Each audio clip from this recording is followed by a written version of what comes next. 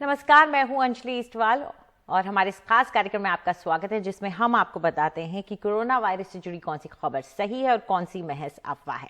आज हम चर्चा करना चाह रहे हैं अमीर और गरीब के बीच के फर्क के मुद्दे पर, लेकिन ये आम आदमी का अमीर और गरीब नहीं है, ये देशों का अमीर और गरीब है। आप अगर देखें, दुनिया की अब तक जितने लोगों को दिए गए हैं, 6 अरब 36 करोड़ लोगों को डोज टोटल दे दिए गए हैं। उसमें से 47% जो लोग हैं वो कम से कम एक डोज ले चुके हैं, लेकिन 47% ये जो लोग हैं उनमें से सिर्फ 2.3% लोग ही गरीब देशों से आते हैं। यानी कि गरीब देशों में टीके कम मिल रहे हैं, कम लग रहे हैं, रफ्तार सुस्त है। इस पर चर्चा करने के लिए और इसका असर हम पे क्या पड़ेगा, हमारे यहाँ 70% लोगों को सिंगल डोज मिल चुका है, 25% लोगों को डबल डोज मिल चुका है, लेकिन इसका असर पूरी दुनिया पे पड़ता है और कैसे पड़ता है, ये चर्चा करने के लिए हमारे साथ इस वक्त डॉक्टर रचना कुचेरिया जुड़ गई हैं, जो कि फाउंडर हैं डॉक्जीनी की, और हमारे साथ इस वक्त जुड़े हैं डॉक्टर सुभाष सालुंके, जो कि मेंबर हैं national task force on Covid के, और हमारे साथ डॉक्टर शशांक जोशी भी जुड़ गए, जो कि मेंबर है कोविड-19 टास्क फोर्स महाराष्ट्र के। शुक्रिया आप सबका हमारे साथ जुड़ने के लिए। डॉक्टर सालुंके, अगर हम या अमीर देशों की पहले बात कर लें, अगर अमीर देश अपने आप को 100% वैक्सीनेट कर भी लेते हैं, तो अगर दूसरे देशों का वैक्सीनेशन ऑप्टिमम नहीं होगा तो इसका असर पूरी दुनिया पर कैसे पड़ेगा? देखिए, हम लोग अभी पैंडेमिक को फेस कर रहे हैं। पैंडेमिक इसका अर्थ है कि जो पूरी ग्लोबल लेवल पे, यानी दुनिया में सब देश या है उससे अफेक्ट हुए हैं। ये केवल एक देश का ये सवाल नहीं है। इसलिए जब तक ये बीमारी, जब तक इस वायरस का फैलाव हर एक देश में कम नहीं होगा या कंट्रोल नहीं होगा, तब तक पूरे के पूरी दुनिया में, चाहे मर्जी वो अमीर देश हो या गरीब देश हो, सबके लिए वो खतरा है। एक सिंपल सा एग्जांपल देख लीजिए, रिलेटेड एग्जांपल, जैसे पोलियो का मसला है। हम लोगों ने पोलियो इरेडिकेट करने के लिए कई सालों से, 2 दशकों से ज्यादा प्रयास किए हैं, और आज भी सब दुनिया में हर एक देश में वैक्सीनेशन के बारे में हम बात करते हैं। अपने हिंदुस्तान में तो बहुत करते हैं। इसके बावजूद कि जबकि हमारे देश में हम लोगों ने ऑलरेडी 10 साल के पहले इस वायरस की, क्या कहते हैं कि उसको हम नष्ट कर दिया, लेकिन पूरी दुनिया में अभी भी वायरस चल रहा है। किस देश में? पाकिस्तान में है और नाइजीरिया में है, अफगानिस्तान में है। तो अभी भी हमारे यहाँ वैक्सीनेशन करना जरूरी होता है। एग्जैक्टली यही एक रीजन है कि अनलेस जब तक ये बीमारी हम पूरे की पूरी दुनिया से कंट्रोल में नहीं लाएंगे, इसकी इरेडिकेशन की तो बात हम नहीं कर रहे हैं, हम कंट्रोल की बात कर रहे हैं। जब तक इसको हम कंट्रोल नहीं कर पाएंगे, और ये कंट्रोल करने के लिए 2 इंपॉर्टेंट चीजें हैं, और सबसे इंपॉर्टेंट है वैक्सीनेशन और ये टीकाकरण। अगर हम गरीब देशों में जितना चाहिए उतना हम कर नहीं पाएंगे, तो एक तो वह वायरस सर्कुलेट होगा, उस वायरस में म्यूटेशन होगा, और ये म्यूटेशन, ये म्यूटेटेड वायरस किसी और देश में जाने में कोई दिक्कत नहीं आएगी। हमने देखा है कि एक देश से दूसरे देश तक आज के ये हवाई सफर की वजह से केवल 24 घंटे में, 24 आवर्स में एक पेशेंट दूसरी जगह जा सकता है। बिल्कुल, इसलिए we are now a small village, global village जिसे कहते हैं। बिल्कुल, और वायरस सीमाएं नहीं समझता, ये हम समझ गए कि वो बाउंड्रीज नहीं जानता, एक देश और दूसरे देश की बाउंड्री। डॉक्टर रचना, जैसे कि डॉक्टर सालुंके ने कहा कि म्यूटेट होकर के आने का डर भी है, तो मान लीजिए वैक्सीनेट हम पूरे हो भी गए, कोई एक देश हो भी गया और दूसरी जगह का म्यूटेशन आ जाता है, तो खतरा तो बन ही जाता है। ऐसे में क्या देशों को, खास तौर पे अमीर देशों को, अपनी सोच को बदलना पड़ेगा? बिल्कुल, बिल्कुल ठीक कहा, और बहुत ही जरूरी मुद्दा है जो आपने आज रखा है यहाँ एनडीटीवी में। इस पैंडेमिक में, इस संक्रमण में बहुत सारी चीजें जो है उभर के आई हैं health care, public health care को देखते हुए। खासकर जो एक मैदान है हेल्थ केयर, स्वास्थ्य सेवाओं का, जो कि बहुत ही असमान है, जो असमानताएं हैं, जो अन्याय है सब देशों के बीच में, ये जो फर्क है, ये देखिए कितने उभर के एकदम सामने आ गया। आपने आंकड़े बोले, 47% अमीर देशों और 2%, जस्ट 2% गरीब देशों में अभी तक वैक्सीनेशन हुआ है। पहली बात ये, तो इसे मैं एक तरह से वैक्सीन अपार्थाइड कहूंगी, एक तरह से कि टीकाकरण का भेदभाव। तो और ऐसा नहीं है कि वैक्सीन नहीं है, हमें ये भी मालूम है पिछली रिपोर्टों के जरिए कि अमीर देशों में, मैं नाम नहीं लूंगी, बट 4 या 5 गुना जितना उनको चाहिए वैक्सीन, उससे ज्यादा उनके पास स्टॉक पाइल आज भी रखा है। तो उसका क्या फायदा होगा? इस समय निजी सोच से हटके सामाजिक और एक्चुअली ग्लोबल सिटीजन बनने की सोच जरूरी है आपकी, चाहे जो भी आइडियोलॉजी हो, जो भी आप जिस तरह से आप विचारधारा हो। बायोलॉजी जो है, जो विज्ञान है, वो नहीं बदलेगा इसमें।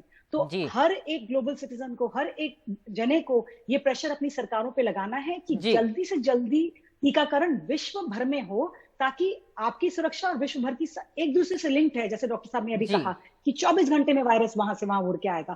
तो आपकी जो भी विचारधारा हो, एक्सेस वैक्सीन है, वो सब देशों में पहुंचाएं, इसको बराबरी का एक मैदान बनाएं। जी डॉक्टर जोशी, मुश्किल रहा है देशों के लिए एक तरीके से चुनना कि अपने लोग या जो उन्होंने कमिटमेंट्स दे दिए हैं, जैसे हमने भी कमिटमेंट दिया था कोवैक्स को, लेकिन उसे पूरा करना मुश्किल हो गया था। और शायद उस वक्त अगर करते तो बहुत ज्यादा आलोचना भी होती। तो आप क्या सोचते हैं, किस तरह से संतुलन बिठाया जा सकता है? तो आपका प्रश्न बहुत सही है कि संतुलन और समानता, ये दोनों चीजों को मायने रखते हुए हमको स्टेप बाय स्टेप पूरा दुनिया से ये वायरस को इरेडिकेट करना है। अभी बहुत ज्यादा असमानता है। अमेरिका जैसे देश, यूरोप में बहुत ज्यादा वैक्सीनेशन हो चुका है, और जो गरीब देश है जैसे अफ्रीका है, साउथ अमेरिका है, आशिया खंड के कई प्रांत है, वहां पे बिल्कुल वैक्सीनेशन नहीं हुआ है। तो जैसे दोनों तज्ञों ने अपने को बताया कि ऐसा हमने नहीं किया तो वायरस सर्कुलेशन में रहता है, हवा से स्प्रेड होता है, ड्रॉपलेट से स्प्रेड होता है, तो बार बार ये पैंडेमिक निकलेगी ही नहीं और 3-5 साल चलेगी। तो एक्चुअली अभी यूनाइटेड नेशंस की भी जो बैठक हुई थी, वहां पे भी ये वैक्सीन इक्विटी जो बोलते हैं, वैक्सीन समानता, टीकाकरण समानता, वो होनी बहुत जरूरी है। और एक्चुअली ये जो श्रीमंत देश है, उनके हित में ही है कि सबको टीका मिले, जितने ज्यादा लोगों को टीका मिलेगा। और इसलिए WHO ने, जो टेड्रोस उनके जो अध्यक्ष है, उन्होंने बताया कि ये साल खत्म होने के पहले सब देशों में एटलीस्ट 40% लोगों को दो टीके लगने बहुत जरूरी है। अभी जैसे आपने स्टेटिस्टिक बताया कि सिर्फ 2% लोगों को एक टीका लगा है गरीब देशों। तो ये जो वैक्सीन इक्विटी है, नेक्स्ट 3 महीने में हम ज्यादा से ज्यादा कोवैक्स के जरिए उनको वैक्सीन सप्लाई करके ये गैप नैरो करनी चाहिए। ये हम लोग नैरो नहीं करेंगे तो कोरोना की जो लाटें आ रही है, हवाई आ रही है, वेव्स आ रही है, वो आते रहेगी। अभी 2 वेव्स तो इंडिया में आ चुकी है, हमको तीसरी वेव कोई भी हालत में रोकनी है या नहीं आए इसकी मनोकामना करनी है। लेकिन फिर हमको एयर ट्रैफिक तो हम बंद नहीं कर सकते हैं। न्यूजीलैंड और ऑस्ट्रेलिया ने भी हार मान चुकी है कि कोरोना को सिर्फ एयर ट्रैफिक बंद करके हम लोग कंट्रोल नहीं कर पाते जी। तो सिंगापुर ने भी हार मान चुके हैं। तो ये क्या है कि ये वायरस है, वायरस अपने लक्षण बताएंगे। टीकाकरण ये एक ही जरिया है, जिसे डॉक्टर सालुंके ने बताया, पोलियो से हमको पता है कि वायरस टीकाकरण है, एक ही जरिया है और ये सही जरिया है। तो हमको जितने लोगों को जितने जल्द पूरे दुनिया को वैक्सीनेट कर सकते हैं, उसमें ही सबकी भलाई। बिल्कुल। और जैसा आपने बताया कि जो द्वीप हैं, जो देश सिर्फ एक आइलैंड है, पूरे कट ऑफ है, जब वो नहीं रोक पाते, अपने आप को आइसोलेट नहीं कर पाते, तो कैसे कोई और देश कर पाएंगे। फिलहाल एक छोटा सा ब्रेक ले रहे हैं, ब्रेक के बाद लौटेंगे तो इस अमीर और गरीब के अंतर पर चर्चा जारी है।